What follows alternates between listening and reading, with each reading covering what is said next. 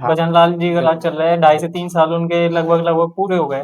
यार तो उनके अंदर जो उन्होंने जो योजनाएं चलाई हैं वो क्या धरातल तक पहुंच पा रही है, नहीं पहुंच पा रही है? आपके गांव के स्थानीय लोगों जैसे को उनका लाभ मिला है, नहीं मिला?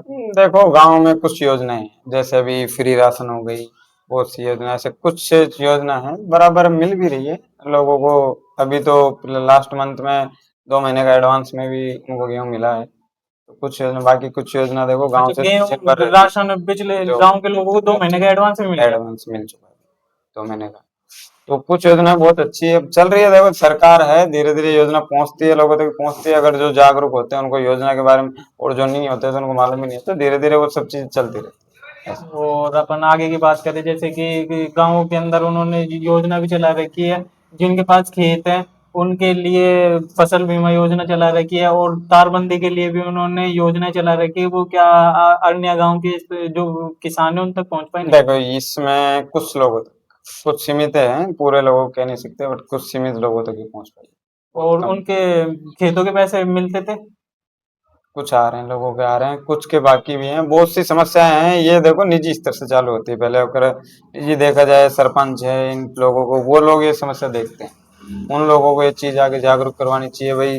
देखो अपन ने जनता को चुन रहे हैं। मतलब यहाँ के गाँव के लोगों की गलती है कि उन्होंने उस चीज के फॉर्म ही नहीं भरे।